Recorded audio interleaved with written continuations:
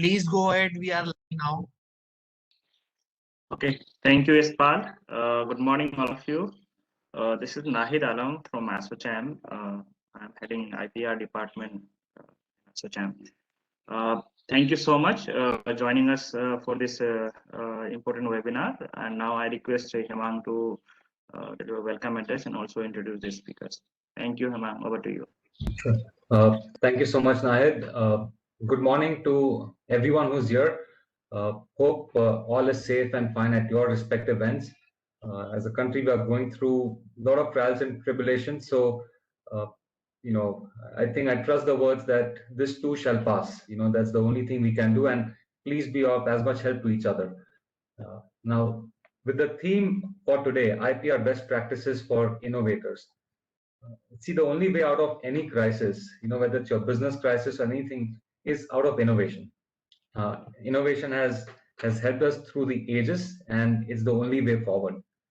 Now, with that theme in mind, we also know that one of the big drivers of good business in the country, good innovations in the country, comes from the world of startups and SMEs.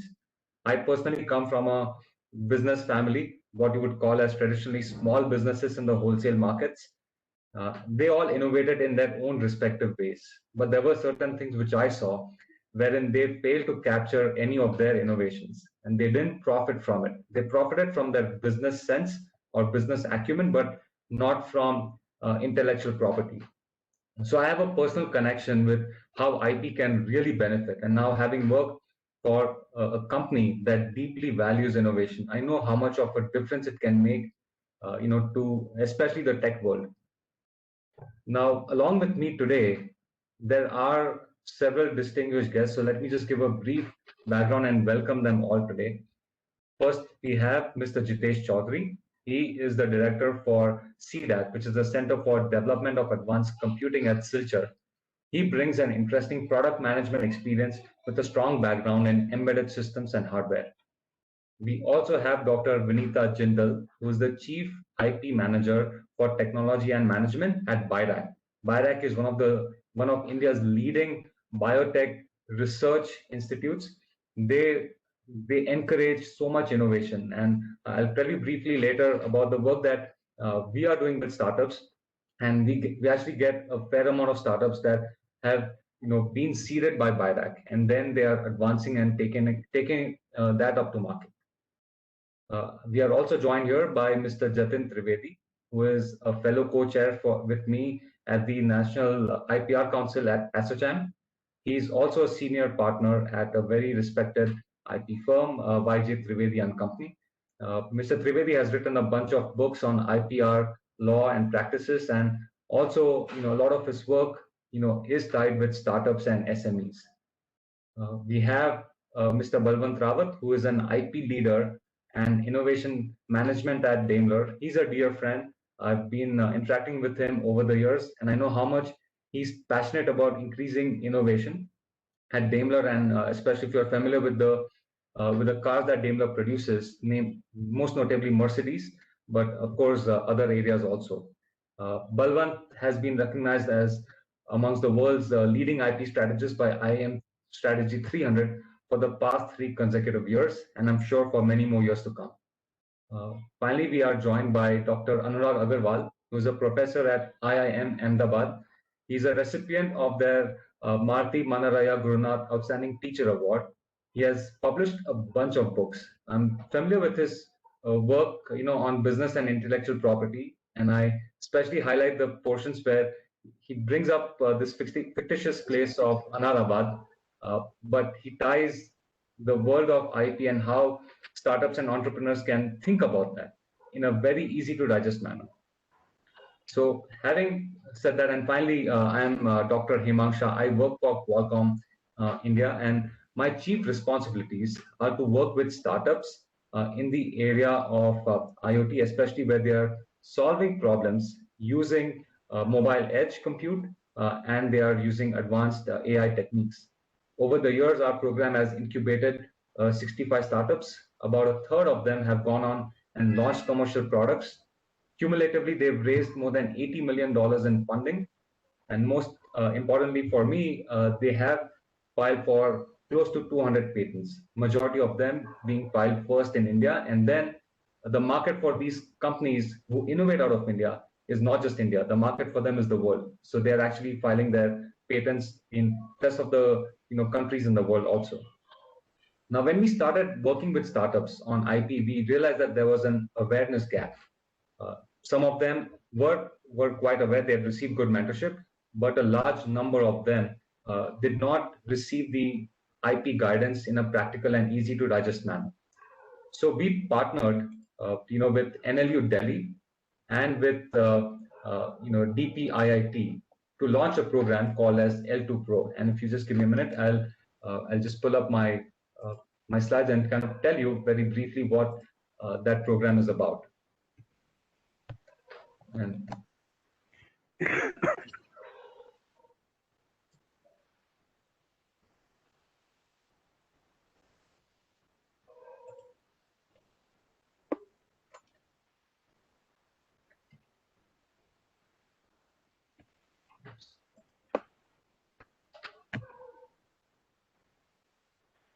so L2 Pro is an IP e-learning program designed specifically for startups, and especially Indian startups and MSMEs in the fundamentals of IP.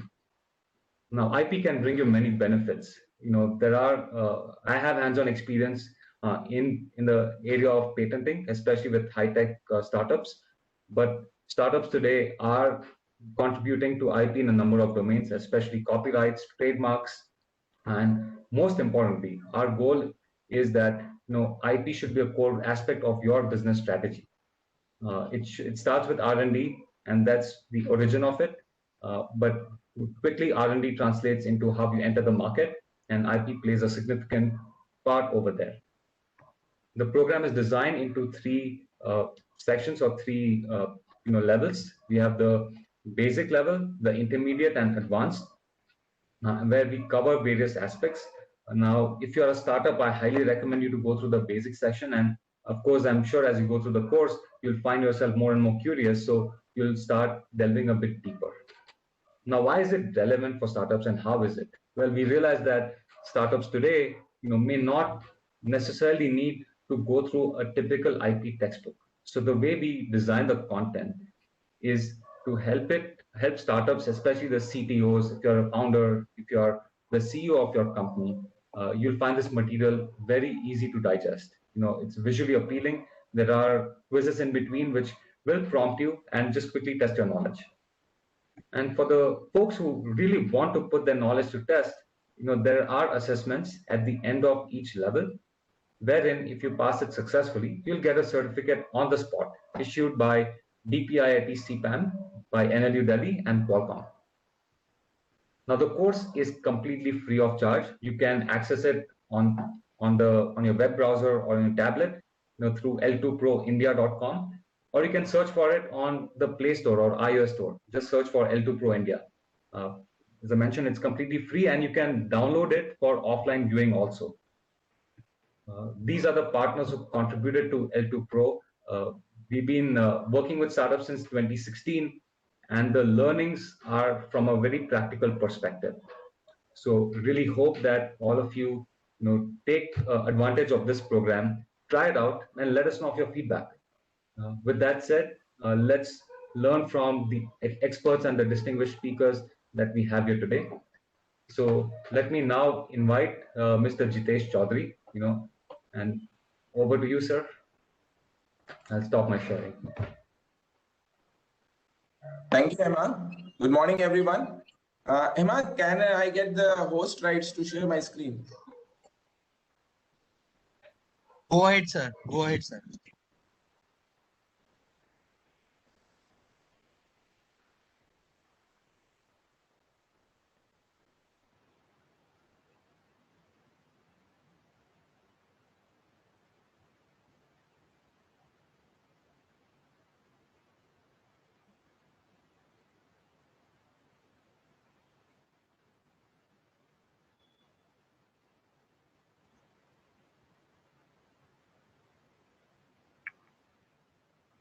Yeah. Fellow speakers, ladies and gentlemen, a very good morning to everyone. I thank SOHM team for giving me this opportunity. Without wasting much time, I would straight away come to the point and I'll start what are the experience I have and the learnings I have from the product development point of view related to the IPR. So as we all know that advancement in technology and adoption of technology is essential for the growth of any economy. This will not only happen when there is an ecosystem present, which helps innovation to convert into a viable product and goes to the market. And for this kind of ecosystem, IPR plays a key element to success of any innovation to reach market and earn some revenue. Innovativeness is a necessary skill for anyone. My slides are moving. No, sir. It's only first slide is this. Yeah, it looks to be. If you kindly remove, stop it and again share it. I think it will work. Maybe. Yeah.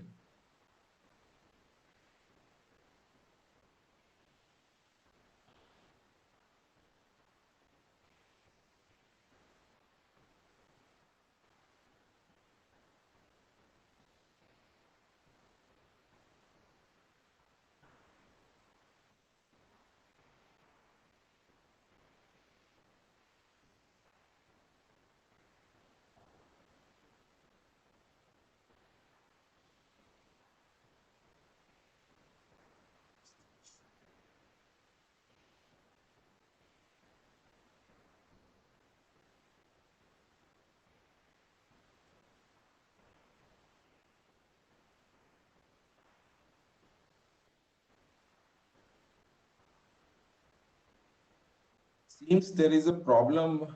I don't know, like why it's not moving. I can do it without presentation mode. I think I can do it. Yeah, I think now it's moving. Yeah. We're not seeing your screen, but I had an issue with the presentation mode at my end too.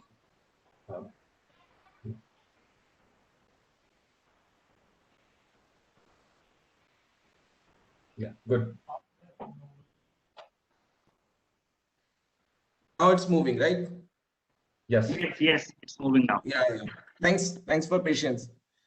Innovativeness is a necessary skill for anyone who wants to succeed in this today's global economy.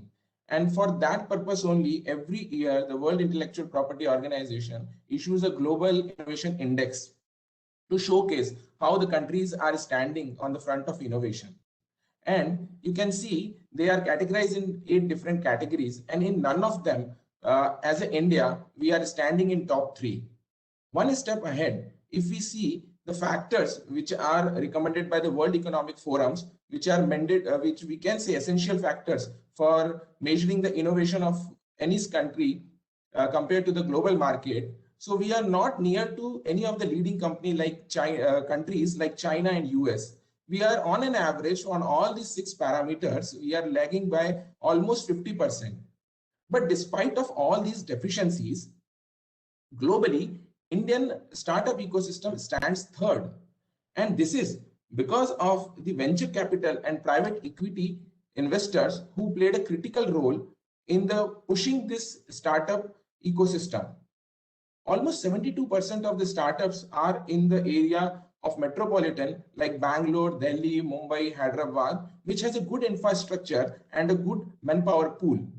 Easy access to the funds and the local talents, support by the government, has made these ecosystems to reach to the local level also. And now our tier B cities are also participating into this startup ecosystem. Almost 20% of Indian startups have a primary market outside India, which balance the dependency of our startups on only on Indian market. So in case of any problem in Indian economy, they can be recovering their cost from the other markets also. Similarly, almost 90% of the startups has a investment from the global MNCs. So which is again a very good push for our system. So on an average, in the last 5 years, India has progressed with the rate of almost 12 to 15% growth in the startup system. Why this is happen despite of some deficiencies also? So it comes to the three frugal principles which generally our startup follow. They keep the things very simple, reduce the complexity, and make sure the product is easy to use. They make it affordable so that it can reach to masses, and they cleverly reuse the resources, because being a developing country, we have always our limitation in terms of resources also. Apart from these three principles, they too have a never say die attitude. They never bog down by the difficulties, and they always try to find the way even case of adversity and resource scarcity. So with this, we understand how the Indian startup ecosystem stands. But if we take a journey of innovation to the market, so there is a concept comes of the valley of death. This is because this starts right from the start of the ideation, or the idea comes to till it goes to the market. But what is the significance of this concept? Because this plays a very important role in a journey of a product to reach market. Because this is the time when most of the product fails and they never see the light in the market. And this is the time IPR comes into picture. If a product has a good IPR, it has a lot of potential to bring the money from market and continue its further journey. So that's why IPR is one of the important element in the terms of a startup ecosystem. If you would like to see how an innovation ecosystem look like, so this image can be easily understandable that we have many key enablers in these ecosystems. In any country, for an ecosystem to successfully reach innovation, to successfully reach market, the right kind of environment is very much required. Generally, this we address as an innovation ecosystem. It's follow the principle of move fast, fail often philosophy, and it's try to give you a path for young innovators, entrepreneurs to go to the market in the fastest manner without worrying much about the system. So in all these ecosystems, the major companies come into picture, government support comes into picture, we have infrastructure support, and lot many things which enables these young startups and entrepreneurs to take their product from cradle to market. In this ecosystem, again, this intellectual property function as a bonding link between government, companies, and the stakeholders, which are dynamically influence the strategy of any innovators while protecting its intellectual assets. So after understanding this ecosystem, I would like to highlight what IPR brings to the on the dais or the platform. So I think this we all are aware that IPR has its many advantages. So few of them are listed here. So it brings into economical benefits, like IPRs are involved, plays a significant part in any economy in terms of its GDP, employment, strategic importance. It also helps in to bring FDI.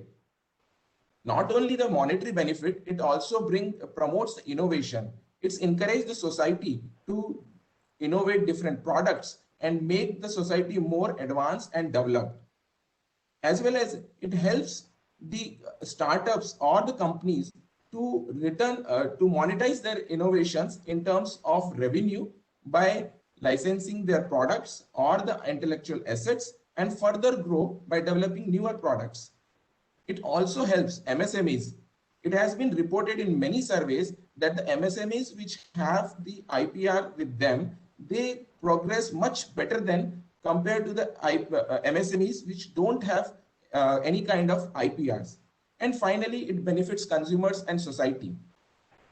Because of the different innovations and the assurance of the innovations are protected by the IPR, many innovators come up with the better products for the society and consumers. So end of the day, our society gets the quality products and without the infringement of any intellectual property rights.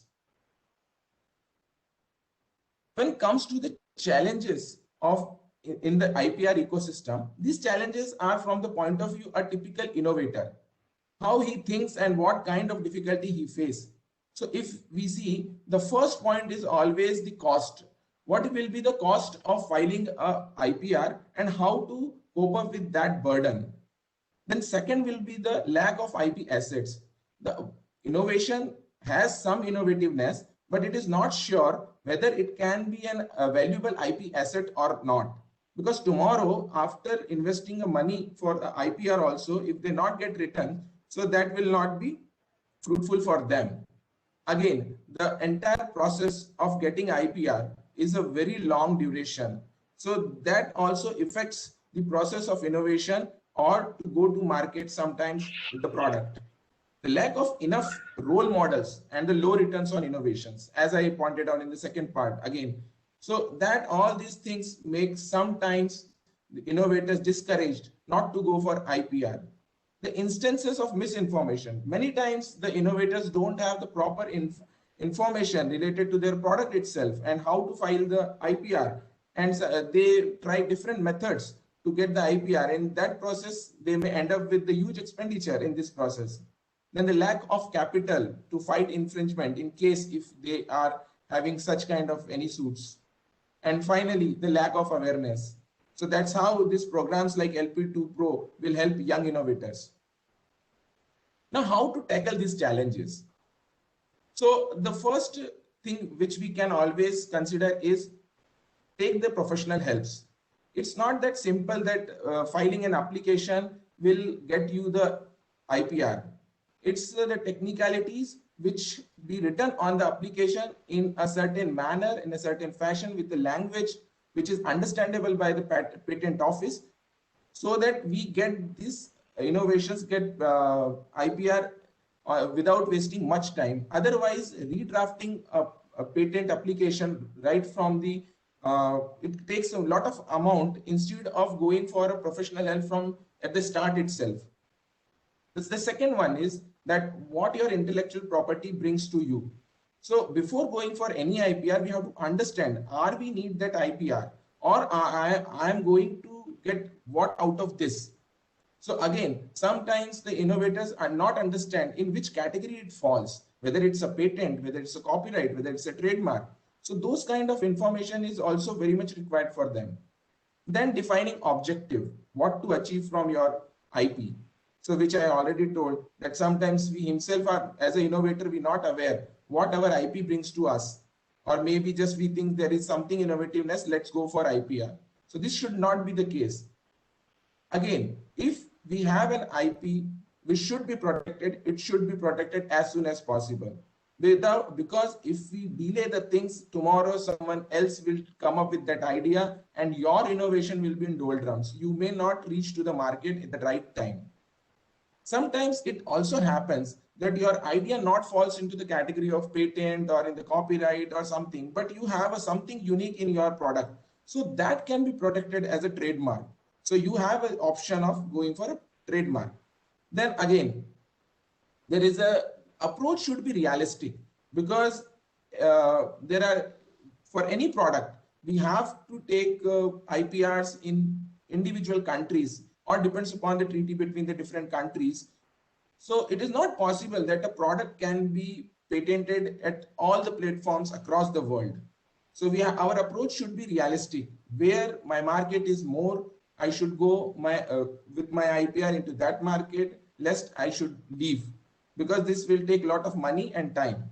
Again, the big and controversial. So it's like means whatever the IPR we are generating, sometimes it's become difficult to get patented or get the IP rights for that, because it falls into the category of a product which may be useful for a larger masses, and it should not be protected by any kind of IPR. So again, the government and the society and the law offices will have their observation on this category. So you have to be very careful on this. Then all your secret should be kept secret unless it is patented, because it's a proverb that a secret shared is no more a secret. So your trade secret should be kept very securely along with innovator only, so that not a small leak will help anyone to compete with you. And finally, you make sure that IP, whatever you are going for, any rights, it will be protected your development. Sometimes it happens that we go for an IPR, and once the IPR tenure or the period is over, it is open for the market. Then you will not be in position to claim any kind of development on that. Again, you have to go for a newer patent. So if you want to continue with the product, sometimes it is not possible to go for IPR. Instead, you can keep your trade secret with you and continue for in the market. For an example, Coca-Cola formula. Jiten sir, request you to wrap up quickly. Yeah, just last one slide, that pitfalls I would like to address. So I think my slides again is stuck.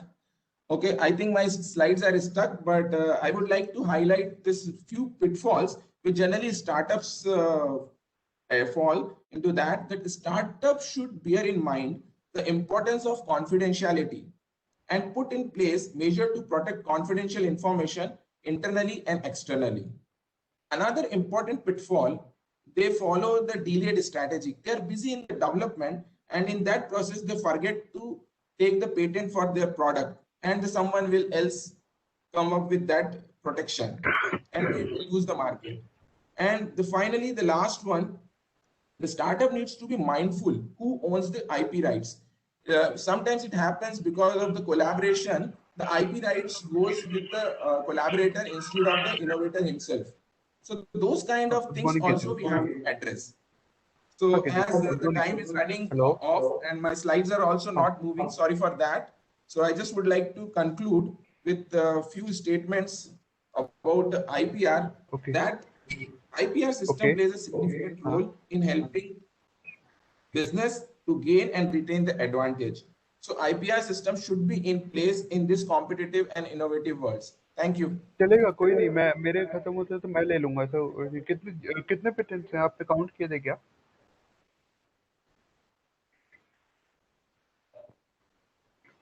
Mr. Hemant? Sorry for that. Thank you so much, Mr. Jitesh. Really appreciate your insights and truly agree that you shared a lot of practical benefits.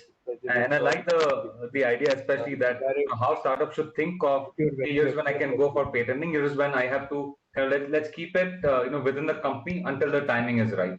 There's a lot of thought process which needs to go behind it. So thank you so much for sharing these practical insights with the innovators. Yeah. Now, may I request someone else speaking? Can they mute themselves? You're hearing a background audio. Yashpal or Nahid, can you check? Check who is speaking. Yeah. And in the meantime, maybe invite Dr. Vinita to share her views. ठीक है, आप भेज दीजिएगा, मैं check कर रहा हूँ, आप भेज दीजिएगा मेरे को, मैं चेक कर रहा हूँ।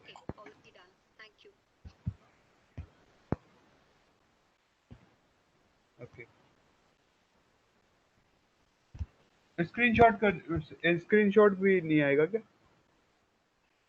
I request you to kindly mute your mic. I can't see. Okay, ठीक है। हाँ, चलेगा। Yes. Yes, Pal. Can you switch off all mics? Then Vinita ji can switch on her mic. Yes, sir. Yes, sir.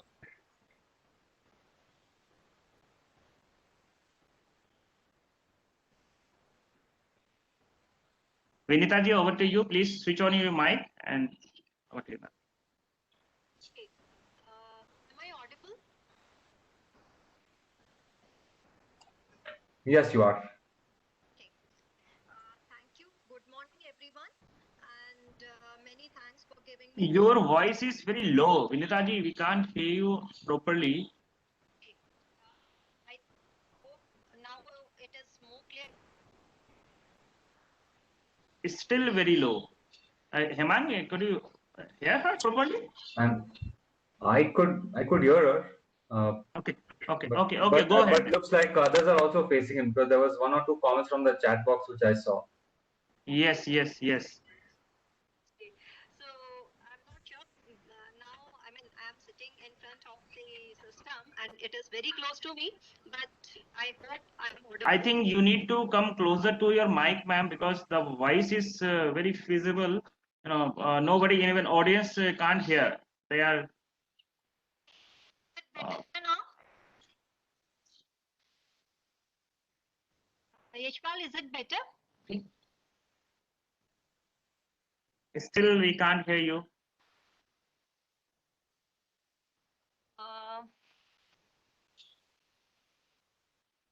Sure, because I'm very close to my the system mic.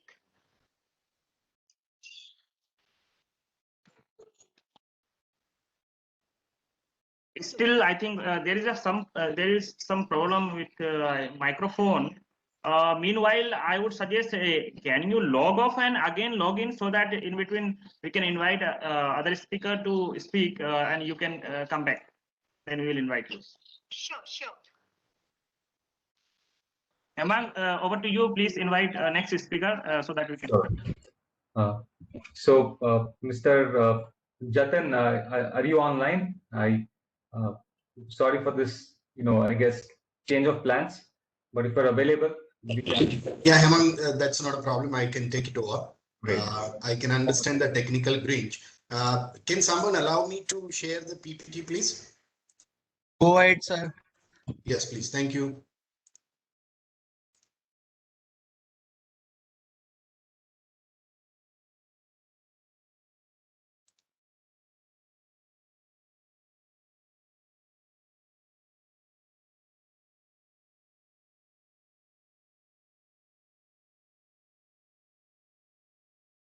Hemang, it's visible? Yes, it is, sir. All right. Good morning, friends, and good morning to all the participants and my co-colleagues and speakers. And Hemang, thank you very much. Hemang, Yashpal, and Nahid, thank you very much for making me part of this L2 Pro. Right. So L2 Pro is a very great initiative, Hemang, and I compliment to you and Qualcomm for such a great initiative. I understand I have 10 minutes, so I will not take much of your time, but I've been told that the most of the audience are either the startups or maybe the young entrepreneurs or the entrepreneurs who is having some or other challenges to understand what the intellectual property, or maybe not able to protect at the right stage, and then they have faced the issues with the intellectual property. So as the Hemang has said, I'm a practitioner. I'm practicing in the field of intellectual property since 25 years. So I'm here just to share a couple of examples, which I was to speak later part because, because of this technical point, I just came it here. So just excuse me that I have stepped ahead one than what you are supposed to follow. So nonetheless, from my perspective, I feel that the innovation is nothing but in a combination of an idea which has an intelligence inputs and which ultimately brings the solution to any problem. And if it has creativity, why the creativity word, I will come to the later part, because it's not limited from my perspective that it is should be limited to the technical part. So if it is not a technical one, but it can be said as an intellectual property, the innovation as well. In general, the intellectual property, briefly, I believe it's G10 has also covered. So in a brief, I will just tell you that there are major 4 intellectual property which you should know. One is the patent, which covers your inventions, the design, which covers the shape of the patent, the shape of the product, brand covers the trademark, and the content or the creative writings or something covers under the copyright. So these are the major 4 intellectual property which you should know for. And here what I'm gonna tell you is about that why I feel that you should own the intellectual property irrespective of the challenges what you may be having in the past. So very briefly, we talk about where the India stands for the innovation. The India, as we all know, that in this last couple of years has been improving, and now stands at the 52nd in the rank, then the 57 in the last year. So India is constantly climbing the stairs of the innovation index, and I'm sure that India will do much better in future as well. Quickly, I will just touch upon when we are talking about the pandemic which we are facing in India.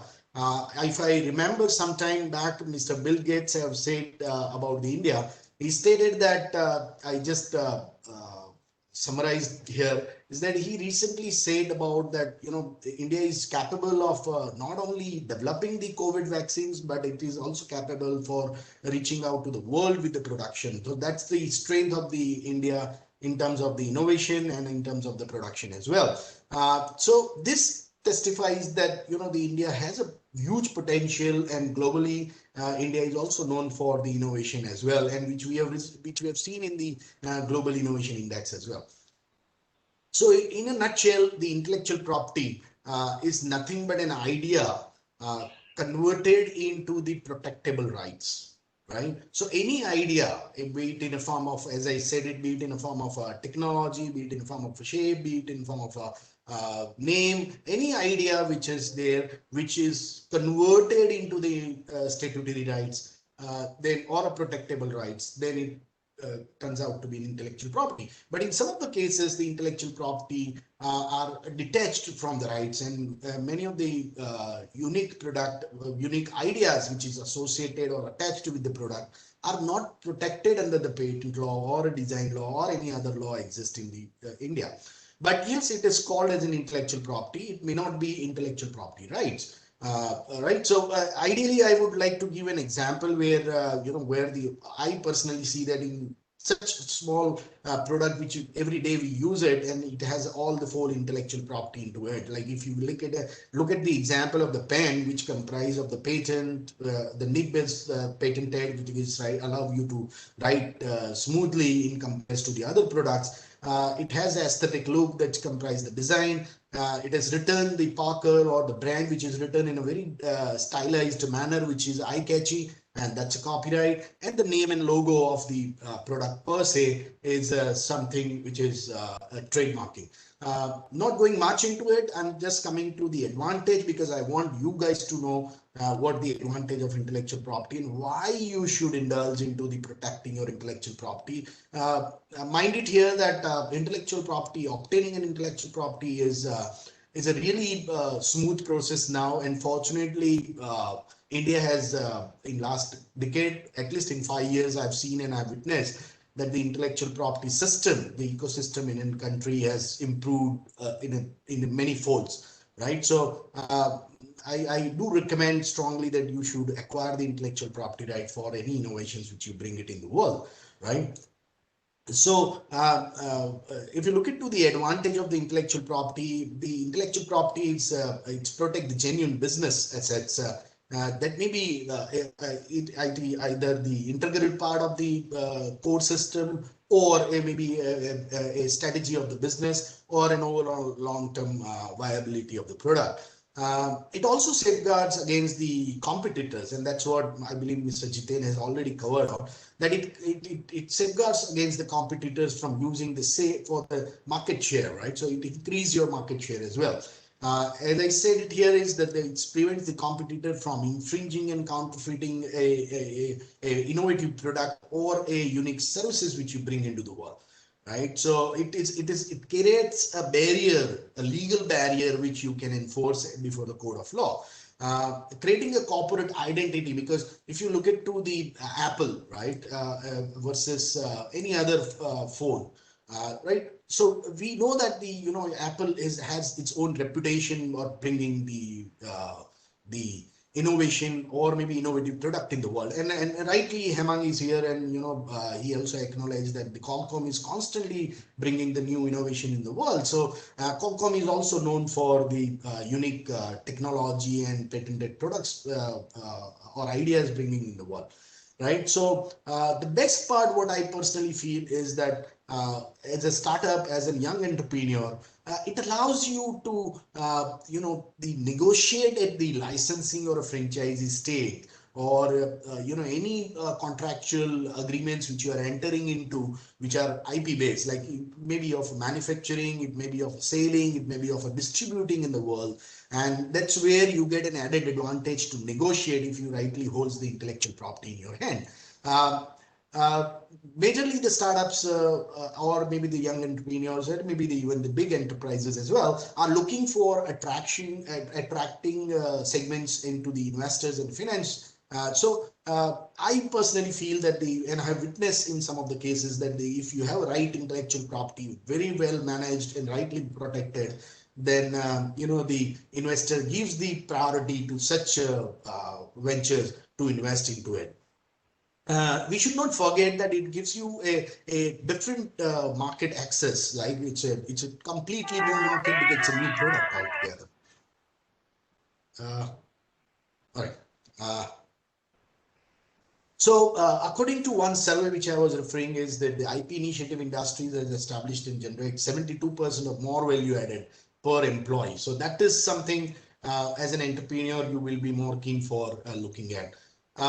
From my perspective, I believe that the one slide in nut and shell I can say to you is that the journey from the intellectual property protection to an economical growth. Conventionally, if we look at that, the best better IP protection if we have, and if it is systemized way we have protected, then it stimulates the innovation within the organizations, the stimulations definitely brings the improvisation, because it's motivate the person who is involved into the research and development. And when they are motivated, they are out to bring the new and better product. Now, if you have a new and better product, it goes without saying that you will have a little bigger market in comparison to your competitor, because you have a new product altogether, and new and a better product will definitely brings the bigger market as well. Since you have a monopoly market, bigger market, added market, or maybe the additional market space where you can monopolistically market your product, it will by default will brings the economical growth into the organization as well. So whether it is be it a small or a big, it doesn't make any difference, but the journey of the intellectual property protection and the economical growth will remain the same. So not touching upon here, because this is something what the WIPO has been time and again saying. My coordinator may allow me to skip couple of slides because I want to share the examples with them. In a nutshell, what the intellectual property and innovations are two sides of the same coin, right? You cannot leave one part and acquire the other part. So it cannot survive without each other, right? So as I said, that the intellectual property contributes some way to protect new innovations and inventions. That gives you an added market, and that's how the intellectual property will be connected with the innovation as well. Let's look at to the some of the interesting examples which I believe that they are heads off to them, that they have strived for the protecting their intellectual property, and they have done phenomenally good job in the respective industries which they are into. The first example which I thought to share with you is that the Utchata, which is one of the closest to my heart, is that the innovator, the designer, I would say, the two designers who have invented the rainwater harvesting, which is generating up to harvesting up to 100,000 liters of water. Not only that, but with the maximum peak of 1.5 kilowatt it can generate. So Utchata is nothing, is simply a canopy that captures the rainwater and then filter in 5 steps, and it makes a drinkable water. So it works on the solar electricity generator as well. So this is nothing but I believe that it's a very unique innovation. And if you look at to that innovation per se, it not limits for that you need to have the big infrastructure, you need to have the big setup to bring the innovation in the world. Similar way, the guy called Arun and Arun from the state of Kerala have came up with a very small turbine, which is in size of the ceiling fan, and it's very low cost, but this turbine generates the 5 kilovolts per day, and cost is less than an iPhone or any other phone. And these people, this Arun and the Arun and Anup, have been named in the top 20 clean tech innovation in India. So you can see that what level of innovation people bring it in the world. And it's not necessary, again, I'm saying that it's not necessary that it has to be very unique or maybe a big product per se. So this is another innovator who has converted the moistures into the air purified drinkable water. And this is something which is in need of an hour. And people have been calculating, or people have been forecasting that, in coming days, there will be a scarcity of the drinkable water. So this kind of product will definitely help the world in a coming future. So this apparatus brings the drinkable water with the help of computerized sensors interface with the UV filter fitted into it, and in 1 hour time, it device extracted nearly 1.8 liter of water from the air. So this is something, if you look into this, these small innovations which people bring it in, and these are the product which goes into the market, and they have been trying for the commercialization of this product. If that is done, so you can imagine that what level of the market space they will be acquiring in the world, not limited to the country, but it will be in the world. So the innovation is not limited to a product, and as I deviate from the innovation into the technology, from the innovation into the workplace. So we know all that globally the place called WeWork is another innovative concept and provides the sharing the workspace. And it has placed the work then when people cannot work from home, the public library, or cannot afford high rented premises. So if you look into the WeWork, as in 2019, the WeWork has 848 location worldwide, with the 36 of them operating in India. So this is the concept, and later part of the once the WeWork enter into the India, I'm aware of that there are several other spaces are there. So now. Innovation in slogans, right? So it's not limited, as I said, technology is not limited to the physical things, but it's attached to the unique brand and unique name as well. We normally go to the Starbucks and we see the unique names, which is called Vente, Grande, and Tall, right? So these are the brands which has been innovatively brought by them into the market just to stay distinct from their competitor, instead of telling them large, medium, and small, right? They could have named this, which is popularly known in the world, but they came up with this unique name, and that has given them an advantage to protect and stay competitive and stay unique from the other part of the other competitors as well in the world. This is a very unique example as a woman innovator, and I'm sure that many of you must be aware about that, who's the Laurie Granier is. So Laurie Granier is a part of the Shark Tank, which is a very famous series, or I would say the episodes coming in the from the Western Falls, specifically for the startups, right? So she had been a part of this, and Laurie Granier is an American entrepreneur, a businesswoman, and now she has turned to a television personality as well. So unique part what she has brought in, and in 1996 she has obtained for the patent of the design. You can see I've pasted the image of that earring holder design.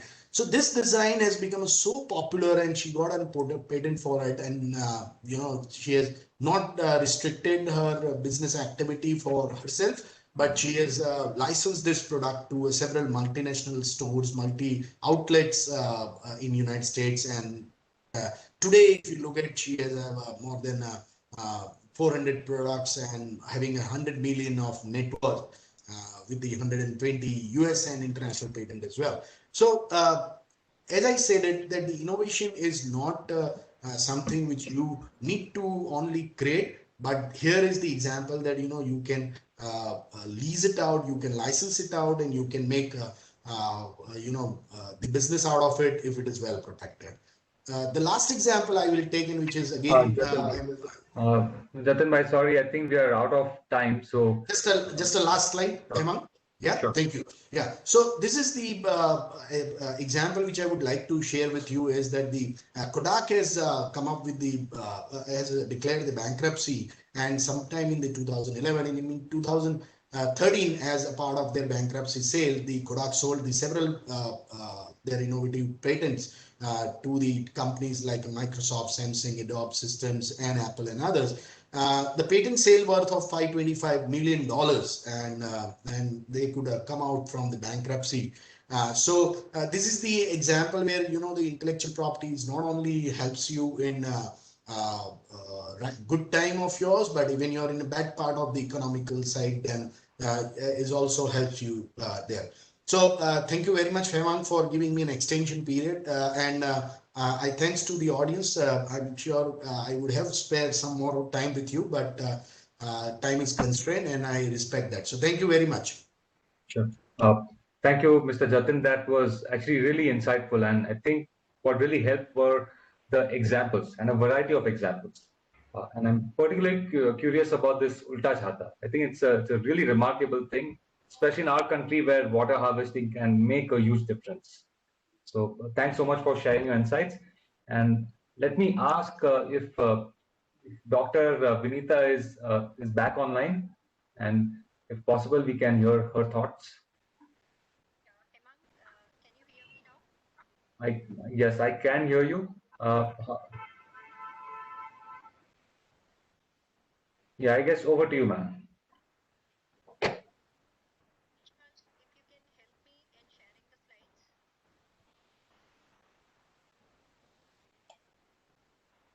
Go ahead, ma'am.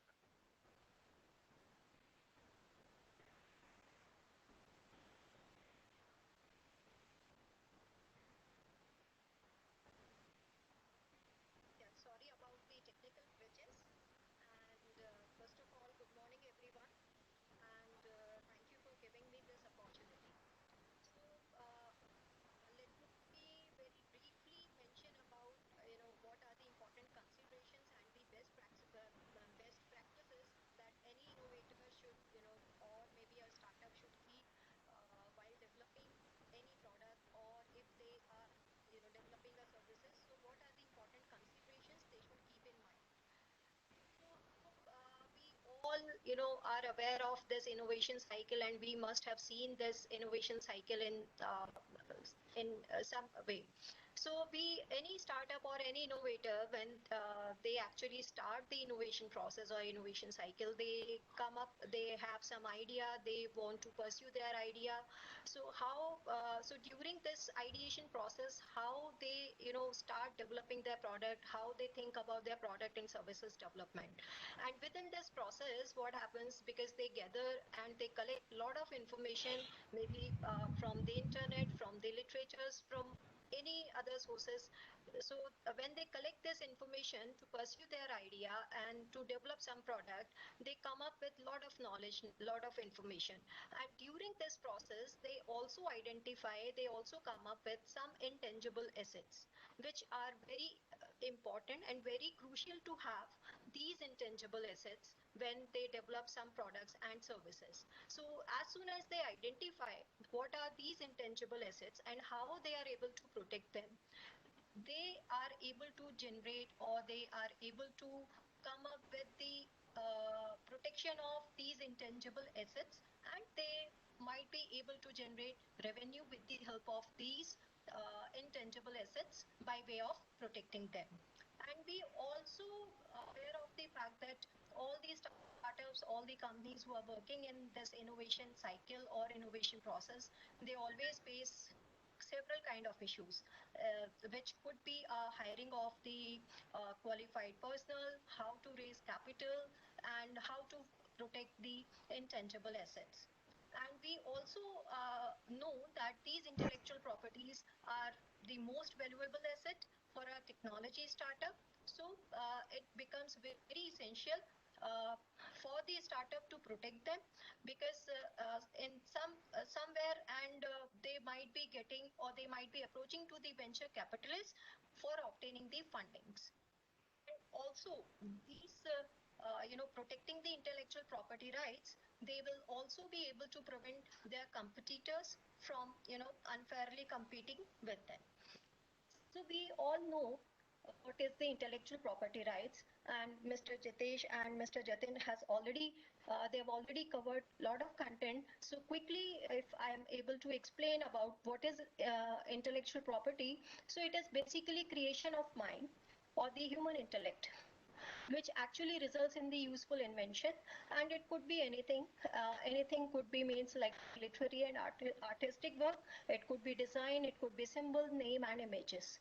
And as a creator, you get an exclusive right over the use of your creation for certain period of time, and these creation of mind or the human intellect should be new and original in the global context.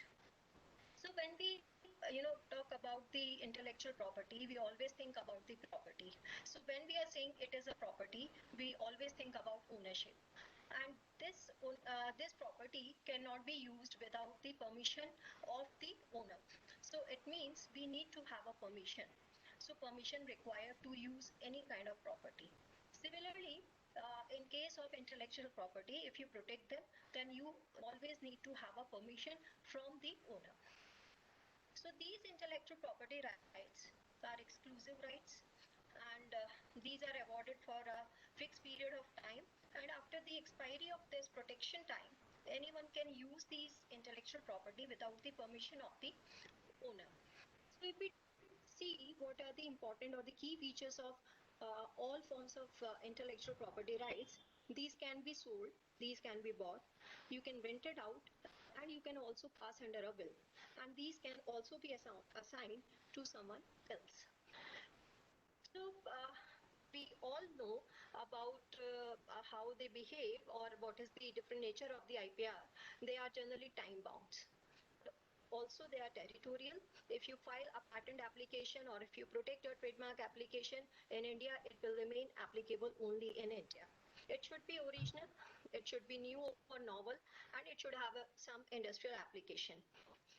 And by way of filing or having a ownership in one country, you can also think about filing or registering your IPR in more than one jurisdiction. So we all know that IP rights comes in various flavors, and each IPR is a defensive right to pursue legal action in the event if any third party infringes the rights of the owner or the third party. And we all know what are the different forms. These are the copyright, trademark, geographical indication, patent, trade secret. It could be industrial design. If you are working in the space of plants, then you can think about the protection of plant varieties and Farmers' Right Act and integrated circuit layout design protection. So we know what are the different flavors of the IPR are available, and we should be aware of the fact that what kind of innovations or what aspects can be covered by way of different IPR. So if we are talking about the patent, then we can think about like recombinant microorganism, vectors, vaccines, composition, expression system, maybe the process of making these enzymes or the vectors. Similarly, for the trademark, we can protect the words, the icons, graphical design, and if we have some logos, these all comes under the protection, and these can all be protected by way of trademark. Similarly, for the registered designs, which actually covers the aesthetic appearance of the products, it does not cover the technical aspects, so you can think about registering your design. So trade secrets, Mr. Jitesh and Mr. Jatin both talked about trade secrets and the confidential information. So while developing any product and services, if you have any confidential information, but if this confidential information, which is very much required to make the product or process, you don't want to protect by way of any IPR, then you can keep it secret. This could be a laboratory notebook, maybe design workbook, customer information, data exclusivity on clinical data. So those kind of things are part of the trade secrets. The plant breeders or the plant variety rights the different plant varieties, and how you propagate and harvesting material from plant varieties. These can be covered under plant breeders or variety rights. Domain names covers the web addresses. So when we know like what are the different flavors of the IPR and what type of innovation can be protected under these IPR, so let's identify the core intellectual IPR assets. So this is just a snapshot, and we will briefly see in the subsequent slides how we actually identify. So we actually we identify the company name and the domain name and trademark, and then as soon as we identify them, then we check for the infringement and we try to register them. Parallelly, what we do as a startup or as a company, what you can list out the various products and services which you are offering, or which the products which you have developed, and then categorize according to services and products, whether it be a subject matter of patent or trademark or confidential information you have to keep for those products and services, or it could be a subject matter of copyright. Then you can think about like whether it should be, we should go for the patent filing or we should go for the trademark, or it is worth protecting, products and services which we have identified. So let's discuss briefly all the components. If we are selecting a company name, domain name and trademark, so you can select a name that can be used as a trade name or a domain name. Trademark. Then identify the products or services. So what you can do, you can take the entire list of the product and services, break down the product and into products and services into its individual component, and these products and services could be software, factors, devices, depending on the nature of the startup or the company in which sector you are working. And services may vary from genome sequencing, gene knockouts and technology consulting, or you are developing a software and you are providing software to the customer. So these things can also be a part of the services. And then the next step would be the categorization of the company's product and services, which we call it as a IP inventory. So as soon as you are ready with the list of the product and services, and what we will do, now you can create an IP inventory, like how the items on the list can be further categorized under different forms of the IP.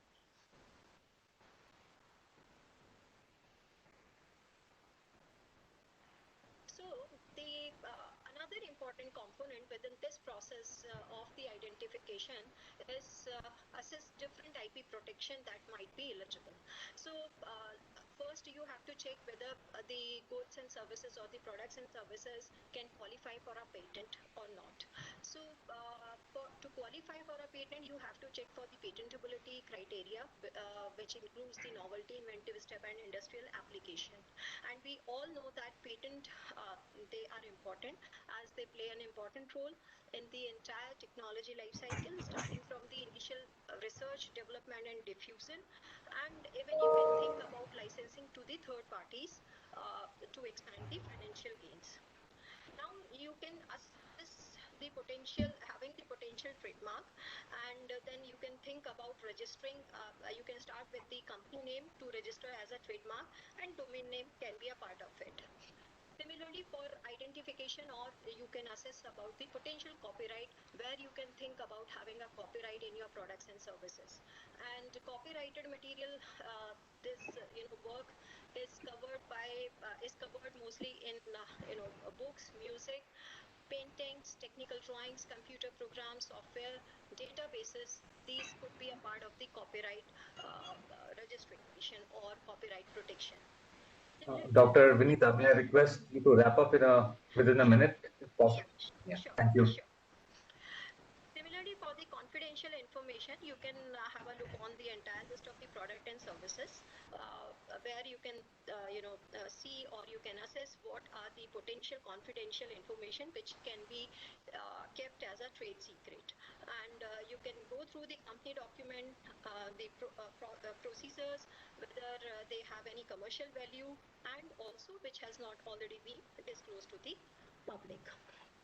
So the another thing is you have to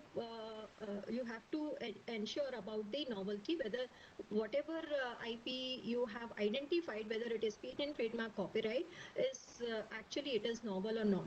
This can be checked with the help of the different IPR searches. It could be patent search or it could be the trademark or the copyright search. Now the last component in this is it worth protecting?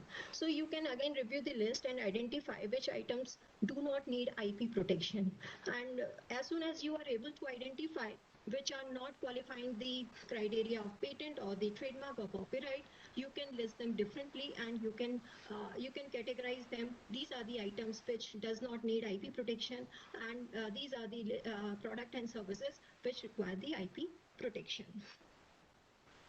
So the important component which Mr. Jitesh also covered about why you want to file or why you want to have IP in place. So you have to think very carefully what are the reasons of investing in protecting the intellectual property rights. These reasons could be either to stop people from copying, or you want to add value to the company if you decide later on to sell it, or you want to license out to a third party. So this is the last slide. I will I need only 1 minute. So what are the important strategies and considerations? While working at BIREC, we have realized that when we work with startups, they are mostly in dilemma whether to patent or not. So they are not able to understand whether we should go for the patent filing and when we should go for that. So this is where role of the IP team comes in picture at BIREC to advise them when to file and whether you should go for IP or not. So we also consider this consideration as an important part. You file early and keep quiet unless you think about filing a patent application, and you go for the complete patent application filing within the India. Don't disclose everything at the initial stage of the filing, because they might be generally what happens, they go to the venture capitalist, angel investors to get the funding. So they try to have more and more information on the patent aspects. So the third important component is file again as the invention evolves. So most of these startups, what they do, they as soon as they file one patent application, they think that we have already filed one application, we don't need to file again. But because innovation, you are doing regularly doing and continuously doing or innovating your product, you always come up with some additional information, additional innovation. Then you have to reevaluate your patent protection, and then you can consider on filing a patent application or IP on new features of the invention which has been developed during the process of innovation. Dr. Vinita, sorry for interrupting, but we are out of time, and these are actually very impactful slides. In fact, in the chat box, we've been getting messages. I'm not sure if you had a chance to look while you were speaking, but people are finding this information really very helpful. So it's, but yeah, sure. Thank you, Iman. Thank you. Yeah, I apologize. I know we could have learned, and it's no wonder that BIRAC is able to do such wonderful work, not just in terms of encouraging biotech innovations, but it also does a fair amount of tech transfer. If you notice, Dr. Vinita's slide had one point where, they were going to, looking at how you can commercialize the technology, how you can keep the invention alive, even though you're on your path to commercialization, right? And how you can file for more inventions along the way. So truly very helpful tips, and thank you so much, Dr. Vinita. The next speaker we have up is an industry address by Mr. Balwant Rawat. So may I request Balwant, can we hear from you, please? Sure, Hemang. So hope you can hear me. can hear and see you very clearly. Thank you. Okay, thank you. Okay, so I will just try to keep my address short. I don't have a slides, but I would tell from my experience that I had with multiple companies as an IT professional. So what I have seen is that normally, and we saw a lot of good examples that Jatin also showed. So every startup or organization or a business, then it starts. So there is some sort of innovation, or many of them also have now IP protection rights. So the founders generally are quite innovative and they are able to create that value for their customers. So it's a fantastic example of all the innovation that they've pursued. So I'm going to touch about that as the organization grows. So what are the challenges it faces in sustaining that level of innovation and IP within the organization? So it's more of a internal perspective uh, that can only be possible if the organization is investing in the culture of innovation. So which is integrated as a part of the basic organization culture.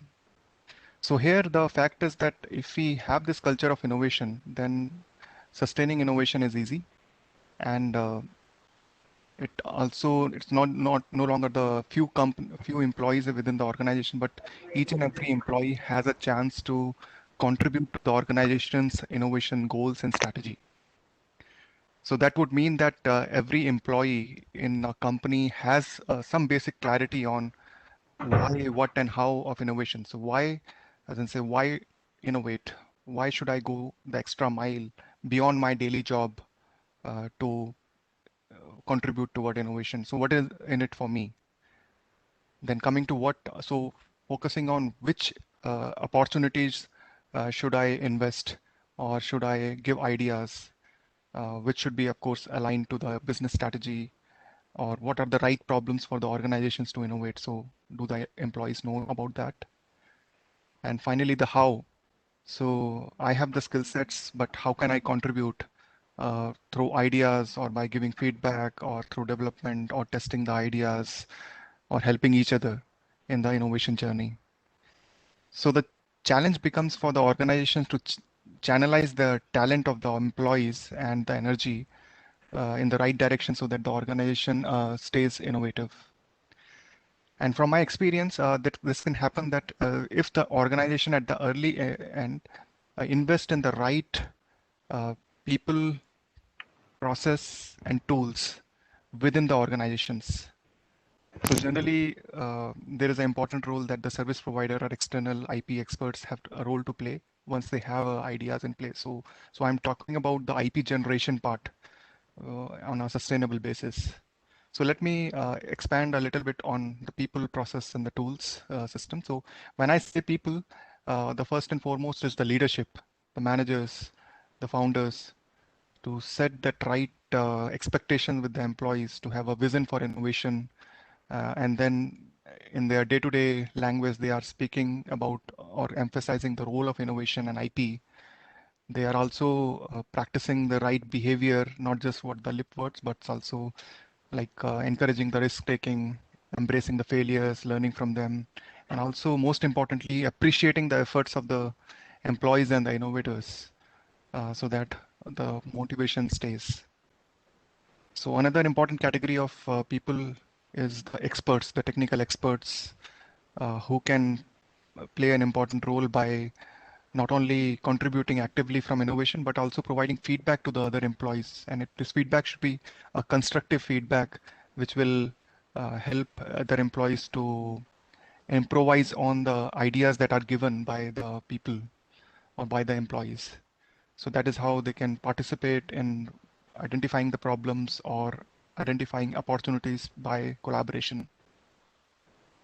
And finally, the other set of important people, if you can have that role defined within the organization, is the people who could be the torch bearers for innovation, and if possible, an in-house IP team, so that they can act as a drivers and catalyst and coaches for innovation to put the processes and tools within the organization. And their role is important because they are binding the whole team. They are developing relationships and mentoring the innovators, which is very, very critical as they are working towards the business goals. So that is about the people element. Next, I will talk about the important processes that the organization should set up. One is, of course, identifying the opportunities and problem statements which the organization should invest so that those initial opportunities can grow into the ideas and inventions and IP and maybe innovations later on. So how do the employees get share of those feedback or opportunities or customer pain points? Or it could be even the trends that are coming from the outside the industry. So as a process, there should be some way for the organizations to collect the ideas and have a process to evaluate those ideas, provide feedback, a process to do a basic check of whether these ideas or innovations, do they have any IP risk from outside, which can be detected early through the right partners or right IP experts to do the clearance check. So there should be a process to build that basic awareness about and on a continuous basis doing that. And also once the efforts are yielding results, then there should be a process to celebrate and reward the innovations. So that's where rewards and recognitions of employees and also emphasizing innovation is a very, very important. And that's where employees will see innovators as heroes, and that will bring aspirations amongst the employees to really value the innovators, the innovation culture, and contribute towards the success of the organizations. And just ideas are not sufficient. IP, it's not. There should be a process towards experimentation, POCs, collaboration, and governance of KPIs like that. So the tools that help in doing that is a portal that can help you in collecting the ideas, prior art search, and a platform for enabling the discussion amongst the subject matter experts and sharing of the information, the culture. So in summary, so if that's the one goal that the organization, the founders can keep is how are they engaging their employees in the culture and also in the journey of innovation that is beneficial as a win-win situation, both the employees and the organization. So I would leave it. That's my last takeaway. Thanks so much, Balwant. I know IP, there's a culture aspect of IP which applies to every organization. And it's ultra critical, especially at the startup stage. When there are 2%, 3% company, the founder's vision, everything will drive it forward. But as you rightly said, it has to be nurtured in various ways, through recognition, through rewards, through fun competitions and contests, so that that torch is passed from, the founders to the next generation of leaders. Thanks so much, Balwant, and it's no wonder that your firm is doing so well with very capable IP leaders like yourself. Thanks so much for sharing your thoughts. And now let's hear from Professor Anurag Agarwal. And Dr. Agarwal, over to you. Let's hear your thoughts on best practices for innovators.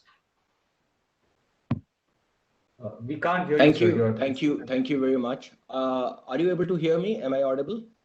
Yeah. Am I visible? Yes. Okay, I will, just 1 second. So is the PPT also visible? Yes. Very good, very good. So thank you very much, SOCHM.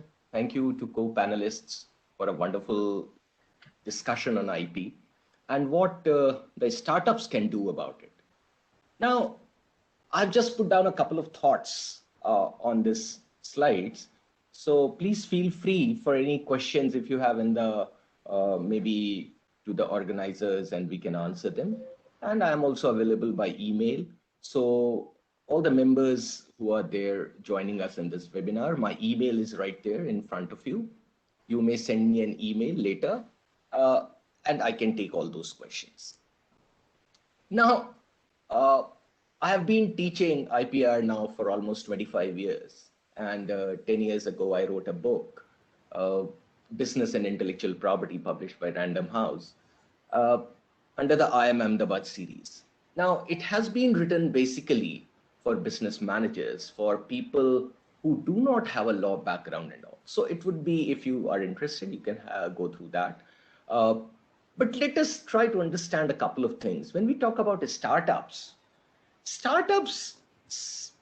the thought comes, as most of my students here at IIM Ahmedabad, some of them are interested in startups and doing things on their own. So it's all about ideas and passion. So the people who want to go for startups, one important thing is passion, and then mostly technology, using technology and working with technology, and then finding solutions to existing problems, or maybe identifying the relevant problems and then trying to find solutions. Sometimes it also happens that you come up with certain product or service, very innovative. There is no demand for it in the market right now, but then you try to create a demand for that. And there is a whole list of all those things, products and services, by big companies and by even very, very small startups. But what happens is, if you're a startup, you can't always remain a startup. You have to grow, you have to become profitable, you have to sustain yourself in the long run. Now, you need to make profit in the long run. And that's very, very important. For making profit, your ideas, your passion, everything should convert, should translate into business, commercialization, profit making. But the issue is that how do you do this? And there, a very old Latin maxim is, which says ignorantia facti excusat, ignorantia juris non excusat. Ignorantia, ignorance. Facti, facts. Excusat, can be excused. So it says ignorance of facts can be excused, but ignorance of juris, that is law, cannot be excused. We all understand that, and that's why it's said in plain, simple English that ignorance of law is no excuse. There is no excuse for ignorance of law. Had that been, the wonderful thing would be people don't file income tax return or don't even pay income tax, and someone asks them, they say, I never knew that there is something called income tax.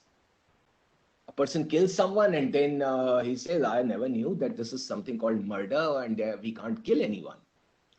Or you are going on the streets in Singapore and you start spitting here and there, like Indian habits and all. And then someone catches you and no, you say this is my birthright and I've been doing in India. No, sir, you can't do that in Singapore because the law is different there. And ignorance of law, when we say, is no excuse. So it becomes important that where are you doing business? In what legal environment? And that will make all the sort of difference for people to understand IP and how the startups are going to make use of that IP.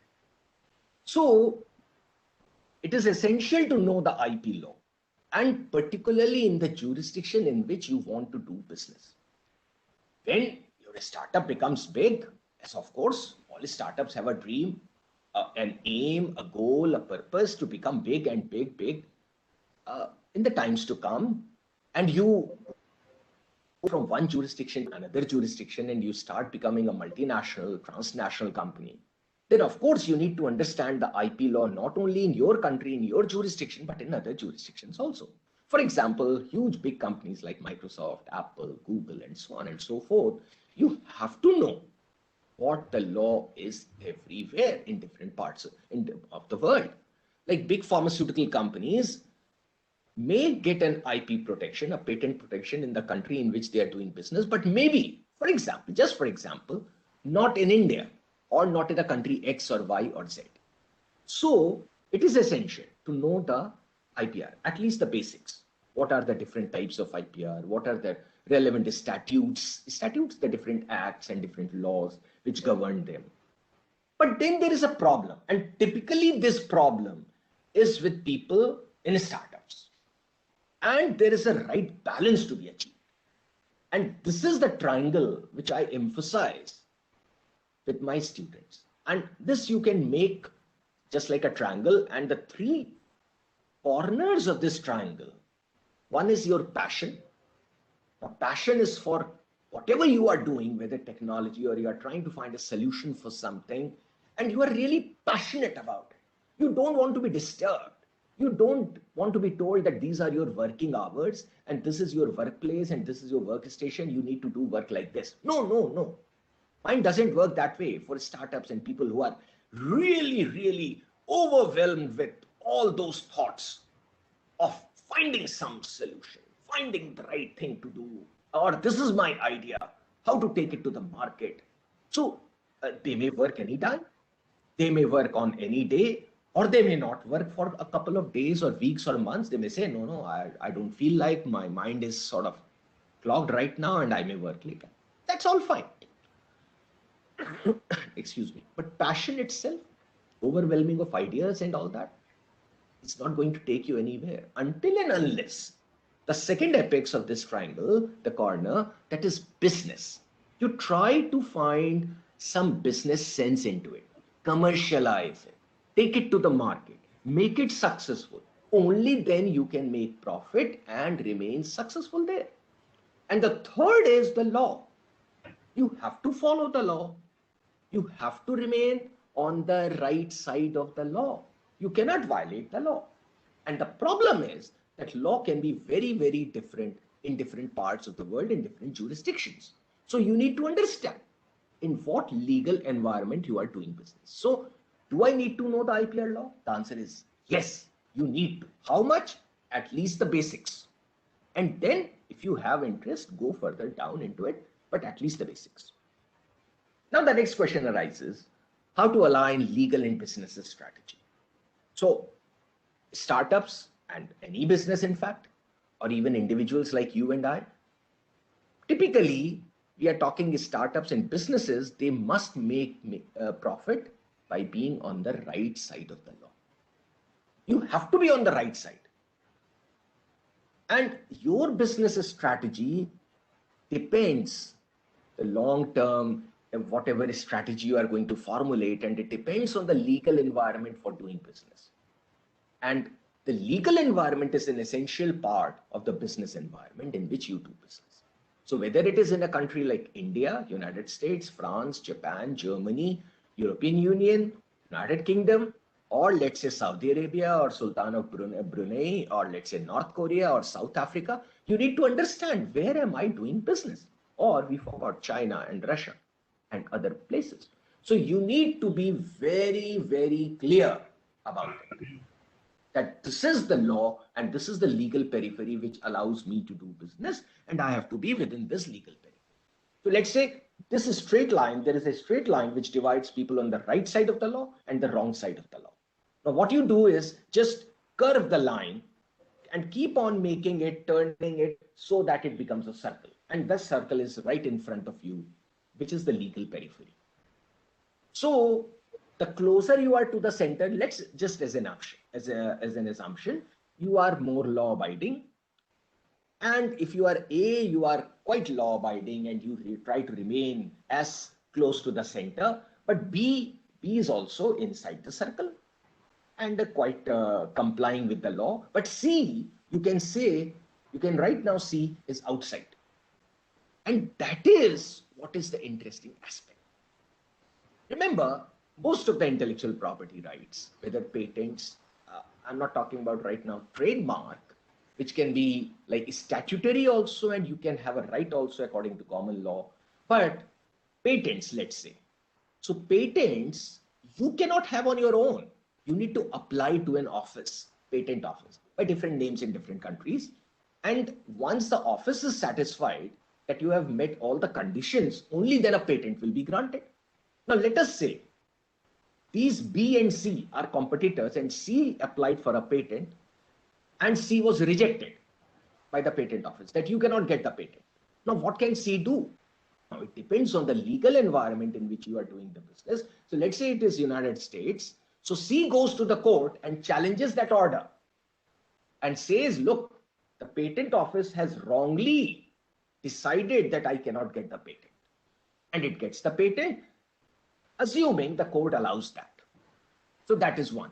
And this is happening for ages, at least for 150 years or so in the United States, and at times in India also, but not too much in India, but let's say United States.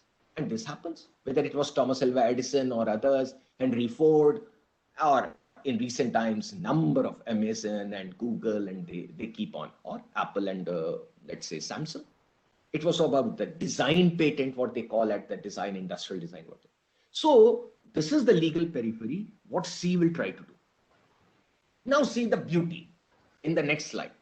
What has happened? The legal periphery, interestingly, remember, it is dynamic in nature. It is not static. It doesn't remain the same, or not necessarily it remains the same. It can change.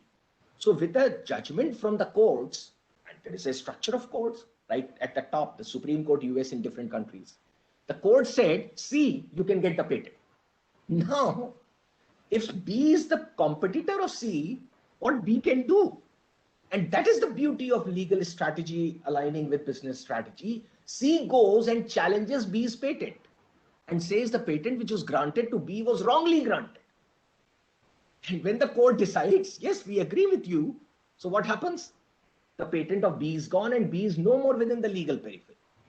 So that is the beauty of the legal environment, what you can do with the help of intellectual property, attorneys and lawyers who can take the case forward. But for that, you need to have a proper legal environment. Now, where does all the intellectual property, or where do all the intellectual property rights fit in?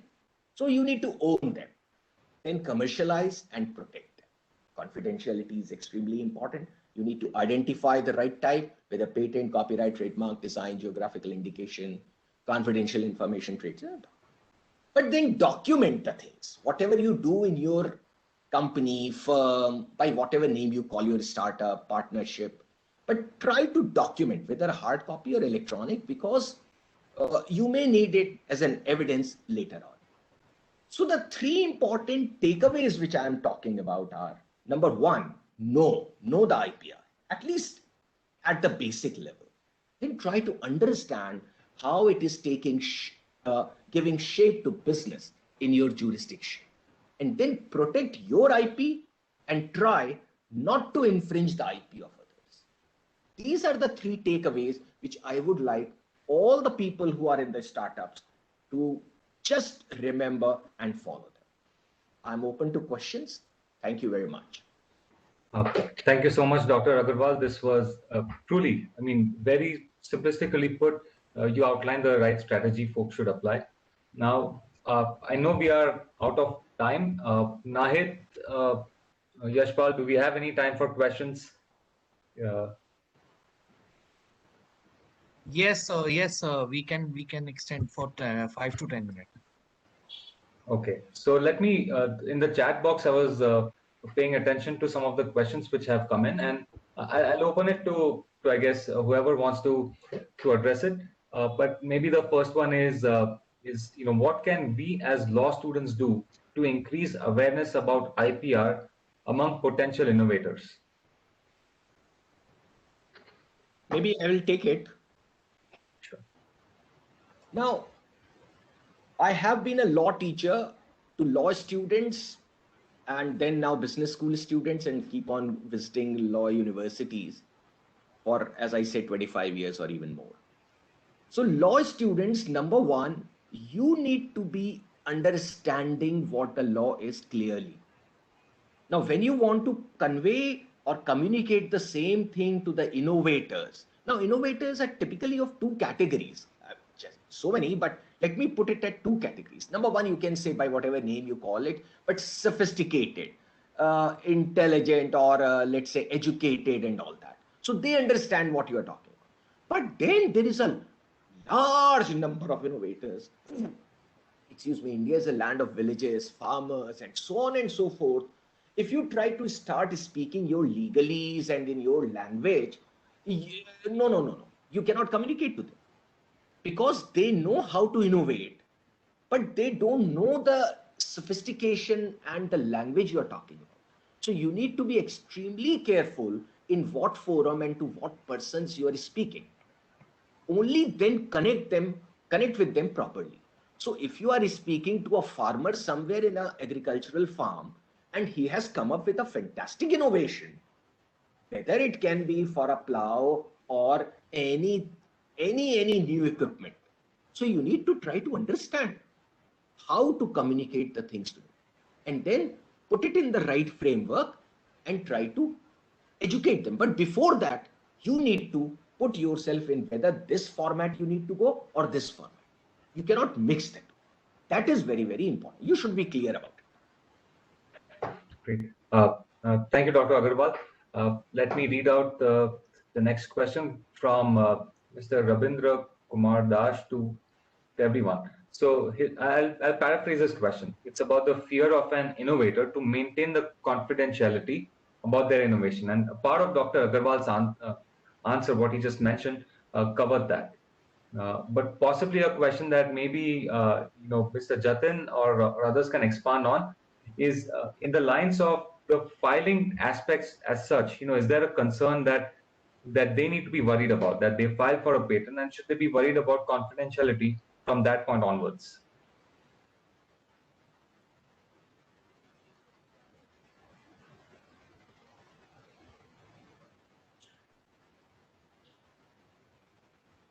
Let me give my take on that. So, see, the thing is, once you file a patent, right, it will not be published for 18 months, and that is by design.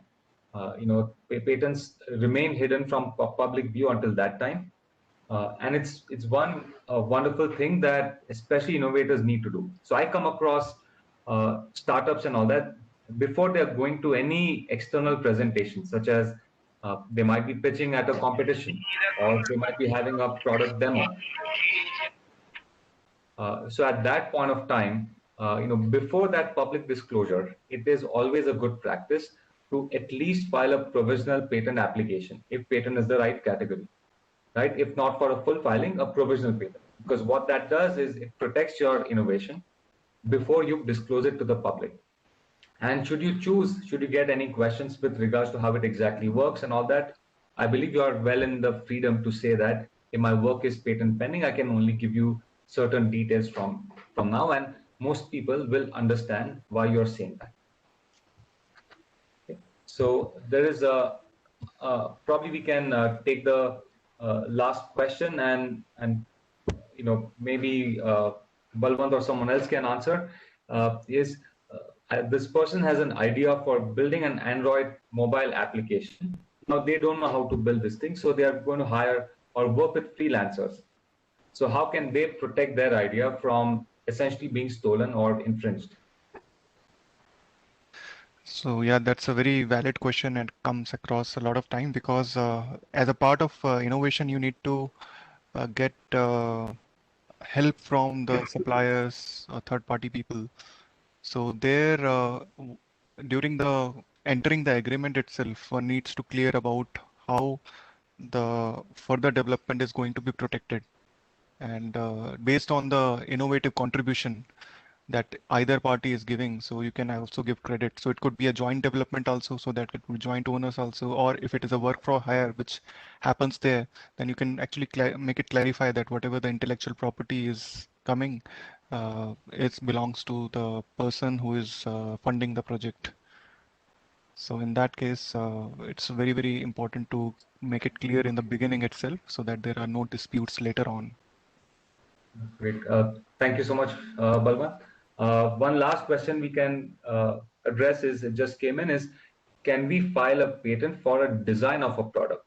So it's not I believe the technical work that they're after, but they're after designs. I know a number of us can answer it, but is there anyone who would like to go for it first?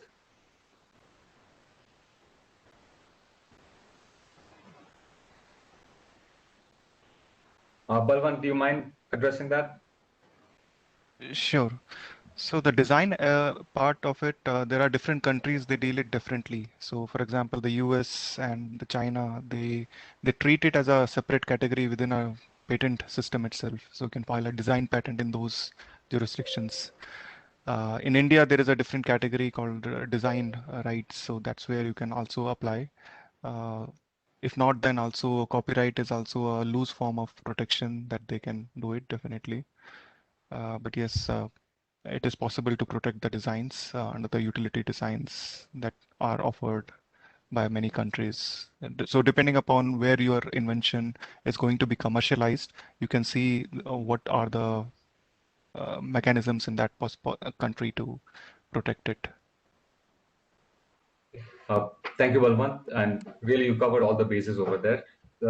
And this is something that we come across in our startups who are creating products. So let's say they might be creating a drone or any IoT device before they go towards production. Because when they start, the prototypes look like pretty much like college projects, right? Where things are working, the idea is demonstrated essentially.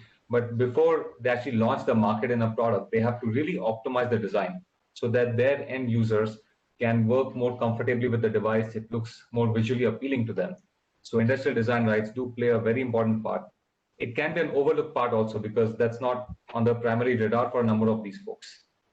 So thanks so much. And I think we are well past our time. I firstly thank all the experts that joined today and shared insights. Really valuable inputs, and was great to see the validation, from I guess our customers today, right, which were the attendees. Then, of course, we thank all the participants today.